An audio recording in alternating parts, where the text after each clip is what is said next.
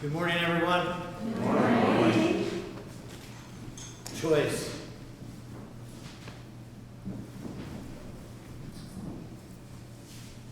Hopefully we're in agreement you made a good choice today. Yes, indeed. Yes. And you see, it is always up to us, the choice we make.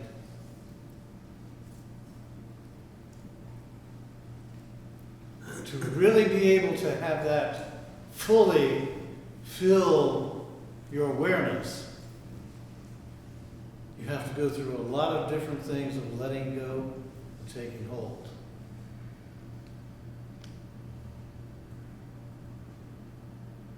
If you choose to see and be inspired by what you see, then you're opening up to a part of you that humanity is moving into.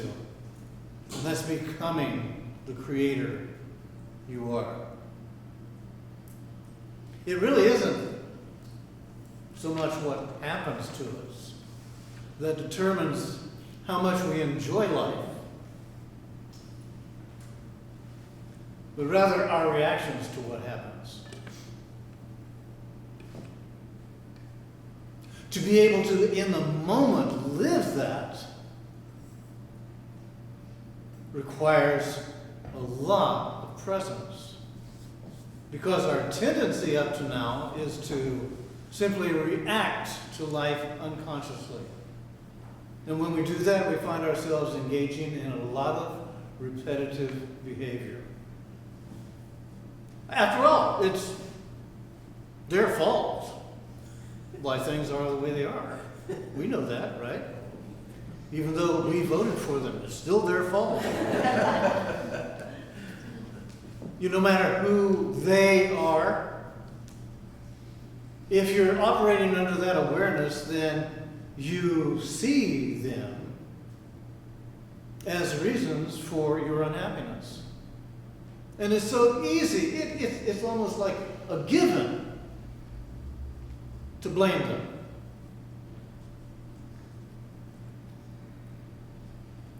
And that goes on for quite a while. Sometimes it goes on for lifetimes, but that's okay. We have lifetimes to live.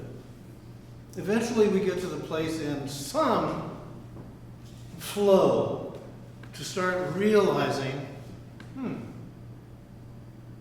does my blaming improve the situation here? Does my generating this energy really make me feel happier, healthier, more vibrantly alive? But you see, you have to start paying attention because such realizations are hard won at first. And the reason is because we are not programmed to pick up on the fact that we as creators are always creating the life that we have. So you move away from, I didn't even mention it yet, but I think most of you realize, you move away from victim. You stop blaming others, and you start looking again and seeing,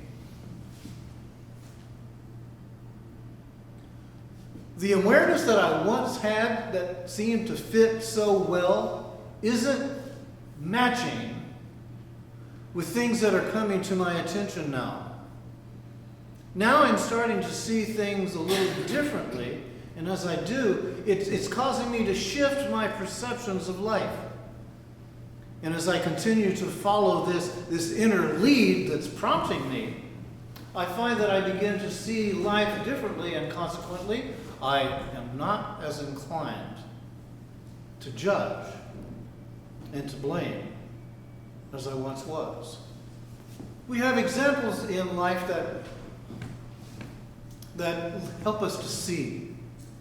Others who have lived their lives by such inner guidance and refraining from placing blame have shown a way that all of us are now starting to see can certainly enhance our way. I used to, when I first became aware, admired greatly Gandhi, I thought, wow, look at this little guy. And he was just such a little guy. But he was such a powerful spirit that even in his final experiences in life, to the one who took his life, he said, I forgive you. I've often myself thought, would I have that capacity? To greet the one that I knew in the next moment was going to take my life and say, I forgive you? And I had to honestly say, I don't think so. I think I would probably wait until I got to the other side and say, just you wait, Henry Higgins, just you wait. Or someone like Martin Luther King. Now, Martin Luther King, another magnificent being. But I was raised in the South. And because I was raised in the South, I was exposed to Southern awareness with regard to blacks. And it's not the most inviting, friendly awareness there is at all. And for me to move to California and experience a different perception regarding blacks and others caused me to look at myself and see, wait a minute. That awareness that I used to hold to and find that I identified with and had such swagger and so on and so forth, is that really a true expression of who I am? Does that make me, who I am, feel better in finding someone else less than? And I had to come to the conclusion it wasn't so. So my appreciation of Martin Luther King and what he lived, what he exemplified, became another awakening part of Clark. Let go of that identification, that insecure identification, that has to find someone else to blame for why your life isn't the way it is, the way that you believe it should be. Which then, it has an amazing capacity for you to, if you choose to be honest with yourself, to cause you to go within and look and see, what are the guiding principles that I am holding on to that reveal themselves in me as ways of blame, ways of fault finding, ways of judgment. And certainly, I haven't stepped completely out of that picture, but I am in a place of seeing this is a process of awakening that I recognize in myself, and that I also am witnessing occurring with so many others who make the choice to let go of blame and to choose to move away from a victim identification and begin to entertain the possibilities of, well, what can I create here? I've heard it said that I'm a creator.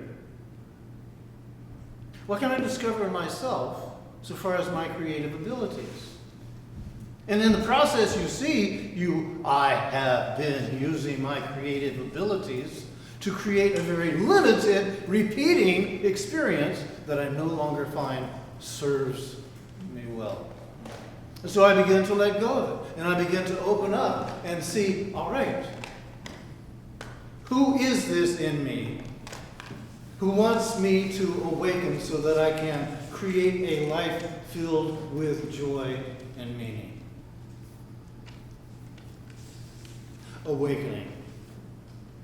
All of these words that I've spoken here really come down to awakening. The blame or not to blame is just simply a part of the experience. Because you see, victims and creators, we all live in the same world. It's the same physical plane, and many deal with the same physical realities. Yet, their experiences are worlds apart. So I'm speaking to you to encourage you to encourage yourself. To be honest in yourself. And to look and see in your honesty, you're going to discover amazing capacities that they've been dormant. They've been asleep. They've been hibernating. They've been waiting for you to wake up so you can begin to infuse your life with them. So they begin to reveal you, the creator that you are. Now, perhaps a challenge or a trap will be when something of value to you, you lose it. It can be an object, it can be a relationship, it can be a position, it can be anything that you have an attachment to that you will find yourself automatically going into a mode of, this is wrong. This shouldn't be happening to me. Why are you doing this to me? Even going to God and saying, God, why did you do this to me? Or your husband, why did you do this to me? Couldn't mention my wife, but anyhow, you get the picture. Okay, so we begin to open up to this realization that attachment shows us just how we are in relationship to things that are not really ours ever. We do not own them. And the guarantee of that is when you leave here, you're not going to take a thing with you. It's all here for this plane of expression.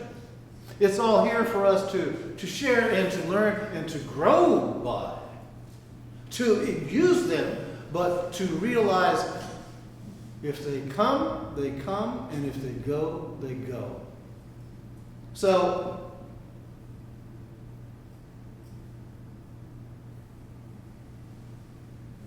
you're going to hear and continue to hear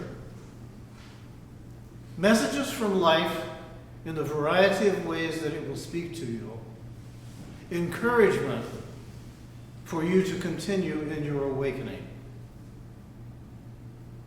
You're going to find that this other part of you that's a witness will also begin to show you in very fine ways what you're doing so far as causing your own unhappiness and how it may be that you're involved in blaming and finding fault.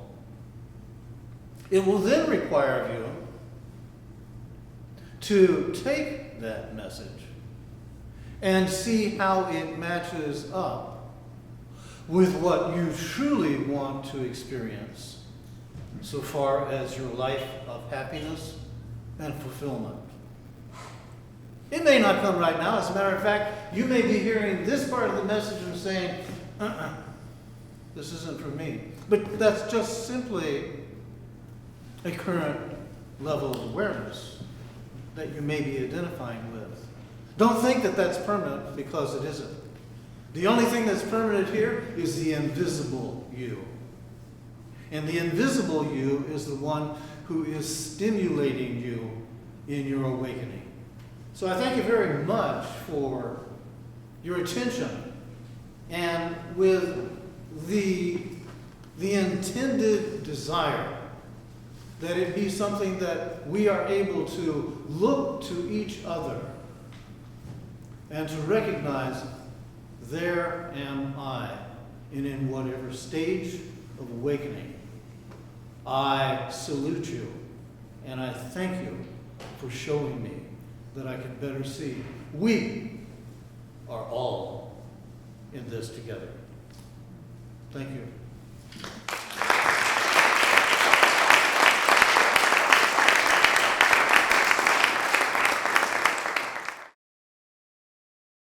For more information about the Metaphysical Church of Enlightenment or the Rodin Foundation, please go to our website at www.rodin.org. If you have been inspired by the revelations shared in these podcasts, please donate to the Rodin Foundation's ongoing efforts to help others help themselves at www.rodin.org/donate.